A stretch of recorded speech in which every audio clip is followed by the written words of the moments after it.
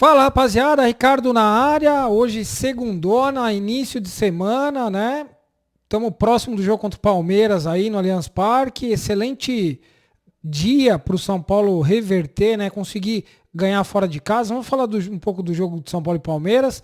Quero falar também aí da evolução do Luan, do Arboleda, do Moreira, né? E também atualizar a situação do Luciano. E também falar sobre a dívida do Vasco, a questão do Gabriel Peck, que veio à tona. Ontem a gente deu essa informação aí e nós vamos falar mais um pouco sobre isso daí. Então queria pedir para você ficar até o final aí, deixar aquele like pra gente. E você que não é inscrito, se inscreve no canal.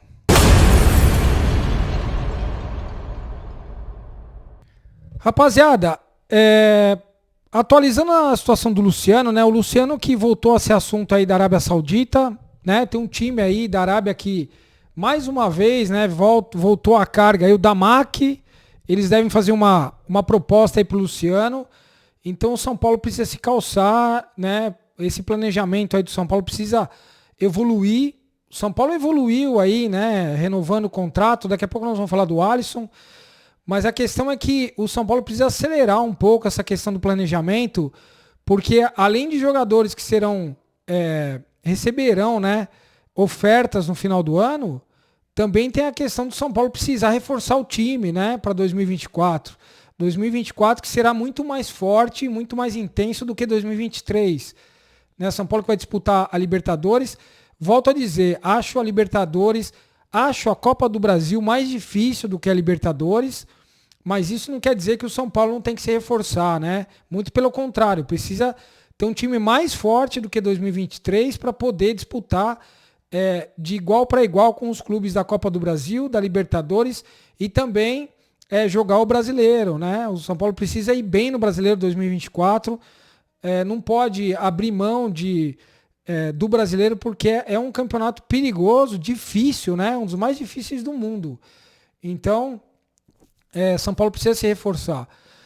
Galera, a questão do Alisson, né? O Alisson que hoje assinou com o São Paulo até 2026. São Paulo que já vinha anunciando, né, que faria essa renovação, anteciparia a renovação com o Alisson. O Alisson que tinha contrato com o São Paulo até 2024, dezembro de 2024, antecipou para não receber assédio, né? Porque chega na metade do ano, com certeza outros times viriam atrás do Alisson. O Alisson que está valorizado no mercado, né? Foi campeão com o São Paulo, hoje atua numa posição diferente. Então foi renovada a questão da posição do Alisson, né? Hoje ele não é um armador, como nunca foi um bom armador. Hoje ele é um segundo volante dos bons, né? Então o Alisson aí renovou, grande notícia para a torcida, renovou até 2026 e ele também está feliz, né? Mais um jogador aí que o São Paulo consegue segurar. São Paulo que vem aí devagarinho, cumprindo as promessas que fez, né, logo no final da Copa do Brasil. Pessoal, falando agora, quero falar de um jogador aqui que está sendo essencial para o elenco, para o time, né? O Dorival sempre gostou dele, do Michel Araújo. Ele que fez teve uma grande atuação contra o Grêmio, atuou no primeiro tempo ali ao lado do Rames Rodrigues, se entendeu muito bem com o Rames e com o Lucas na direita ali, né? O Lucas que jogou mais aberto. O Michel Araújo que tem sido elogiado demais pelo Dorival. É um grande jogador, né? Ele recebeu elogios também por ser uma pessoa querida no grupo. O São Paulo tem prezado muito jogadores desse tipo, né? Jogadores que têm bom relacionamento com o grupo, bom relacionamento no vestiário. O Belmonte já falou, né, que o São Paulo não vai atrás de grandes nomes, vai atrás de grandes jogadores, que são jogadores de grupo, jogadores que muitas vezes são esquecidos por outros times aí, até em times que foram rebaixados mesmo, mas que conseguem depois vencer em outros clubes, né? O caso do São Paulo.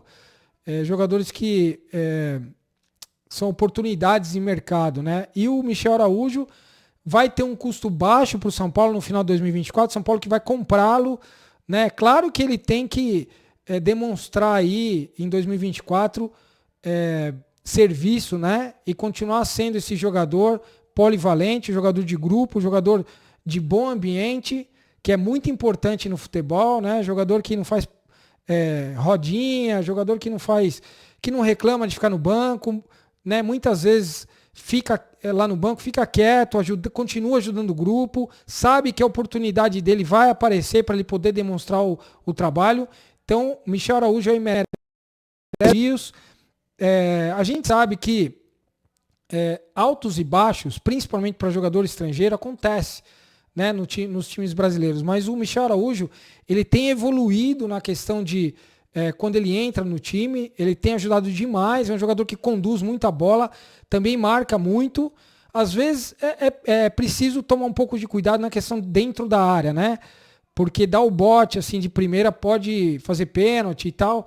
Então precisa cuidar disso, né? Ele que é uruguaio, a gente sabe que o uruguaio sempre tem uma chegada mais forte, uruguaio e argentino. Mas Michel Araújo aí merece todo o elogio nosso, né, da torcida, e a gente espera que ele continue ajudando bastante, evoluindo bastante no grupo. Rapaziada, quero falar agora aqui sobre o São Paulo está fazendo algumas reformas no CT, né? Tá trocando o gramado do campo principal, né? Tá mudando o vestiário também, tá tendo uma reforma grande no vestiário do São Paulo dentro do CT lá. O Refis também recebeu novos aparelhos, aparelhos de ponta para poder recuperar jogadores. Isso é muito importante, né? Então está tendo uma grande reforma no CT da Barra Funda. O refeitório também teve uma reforma. Vou até colocar algumas fotos aí. Então o São Paulo também melhorando a questão do CT da Barra Funda, ajudando aos jogadores. Isso aí tudo ajuda o ambiente, ajuda o psicológico do jogador, tendo aquela estrutura, né, que o São Paulo teve tempos atrás, aí, década de 90, que era referência no Brasil, referência no mundo até, né, jogadores que vinham se tratar no São Paulo, até jogadores estrangeiros mesmo, que estavam no Brasil, vinham se tratar no São Paulo. São Paulo começa aí a subir o degrau, o sarrafo, né, como é dito, começa a melhorar o grau de referência novamente ali na questão do refis, na questão de recuperação de jogadores. Então, é muito importante isso aí. Galera, quero agora abordar a questão do Vasco da Gama, né? Ontem foi levantada a informação do Gabriel Peck e a questão de quanto o Vasco deve para o São Paulo. O fato é que o Gabriel Peck é um grande jogador, é o grande nome do Vasco, menino de 22 anos. Transfer market dele, valor de mercado dele é de 3 milhões de euros, aproximadamente 18 milhões de reais, né? O que foi apurado é que o São Paulo tem interesse sim no jogador, no Gabriel Peck, ele que joga pelos lados, é canhoto, é rápido, habilidoso, né? E o São Paulo gostaria sim de ter esse jogador. Porém, o Vasco afirmou que não vai envolvê-lo, acredita que ele vale muito mais do que o valor de 16 milhões, que é a dívida que o Vasco tem referente ao Léo Pelé, né, que o Vasco contratou em janeiro do São Paulo por 16 milhões de reais, e o Vasco entende que o Gabriel Peck vale muito mais do que 16 milhões. Agora eu quero esclarecer só uma situação. Achar que vale mais é uma coisa, você vender por mais é outra situação, né? Claro que eles vão achar que o Gabriel Peck vale mais do que 18 milhões de reais. Só que será que vende por mais? O Vasco da Gama hoje, sem querer desmerecer o Vasco da Gama, mas o Vasco hoje, e sem querer desmerecer também o América Mineiro, mas o Vasco hoje ele está no mesmo patamar do América Mineiro. Ele não está melhor que o América hoje, ele não está melhor do que os times ali que brigam pela zona de rebaixamento, né? E um jogador desse porte não quer ficar num time que fica brigando na zona de rebaixamento. O São Paulo em 2024 vai ser a grande vitrine do futebol brasileiro, né? O São Paulo que volta a Libertadores. O São Paulo hoje, se você perguntar no Japão, qual é o time mais conhecido no Japão brasileiro? Flamengo e São Paulo. Se você perguntar nos Estados Unidos, qual o time mais conhecido nos Estados Unidos? Flamengo e São Paulo. Tanto é que são sempre convidados para participar da Florida Cup, de outros campeonatos. São Paulo está sendo cogitado aí para jogar um torneio lá com o time do Messi. Se você perguntar para o argentino hoje, qual é o time que você mais conhece no Brasil? É o São Paulo, mais do que qualquer outro clube. Então o São Paulo é uma vitrine, vai voltar a ser uma vitrine em 2024, mais do que qualquer outro clube. Todos querem ver o São Paulo jogar, pessoal de fora quer ver o São Paulo jogar uma Libertadores forte. Né? Todos os times, o Boca Juniors, os times têm receio do São Paulo. O São Paulo é um time de marca muito forte no exterior. E o São Paulo vai ser, sim, uma grande vitrine para quem chegar. Então, o Vasco da Gama tem que entender que o Gabriel Peck, primeiro, o jogador vai querer sair do Vasco se o Vasco continuar na situação que está. Segundo, o Vasco não vende ele muito caro, pela questão de posicionamento na tabela do Vasco. Né? Se o Gabriel Peck estivesse no Flamengo hoje, ele valeria muito mais. Se ele estivesse no Palmeiras, no São Paulo, até mesmo no Corinthians, valeria mais. Né? Com certeza ele seria um jogador de mercado externo. Mas hoje eu acho que não é. Eu acho que ele caberia muito bem no São Paulo, sim. E o Vasco, a situação do Vasco é muito delicada com relação às finanças. Né? Comparando aí Vasco com Bahia, por exemplo, são duas SAFs, né? A SAF do Vasco da Gama dos Estados Unidos, é muito mais complicado você ter uma SAF com o Vasco do que com o Bahia. O Bahia é 280 milhões, a do Vasco é de 590 milhões. Segundo, o que almeja a torcida do Vasco, o que almeja a torcida do Bahia? A do Vasco, ela quer ser campeão brasileiro, ela quer participar da Libertadores. Então você tem que lidar com o quê? Montar um grande time e saldar suas dívidas, fora a administração do dia a dia do Vasco, que é muito mais complexa. Né? O Vasco da Gama hoje, pessoal, deve, olha só, o Atlético Tucumã da Argentina, 50% do zagueiro Manuel Capasso, deve ao lateral Puma Rodrigues do Nacional, lateral direito, 4,4 milhões, já recebeu uma notificação da FIFA, né? Pode ser banido a questão de não participar de torneios internacionais ou de não poder negociar jogador. Lucas Piton do Corinthians, deve 16 milhões de reais para o Corinthians. São Paulo, 16 milhões do Léo. O Jair do Atlético Mineiro, o valor do passe dele, 13 milhões de reais. O Vasco pagou a segunda parcela de 3,32 milhões, que venceu em março.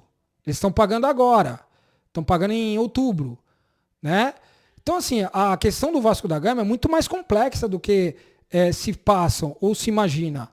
Né? E é isso aí. Então, o São Paulo hoje, se o Vasco da Gama der ok, ou se o São Paulo avançar na questão do Vasco não querer pagar os 16 milhões, o São Paulo vai na CBF, vai reclamar, porque não é questão FIFA, a FIFA é internacional, a FIFA entrou com intervenção com relação ao Atlético Tucumã, né, porque é internacional, e a questão do nacional.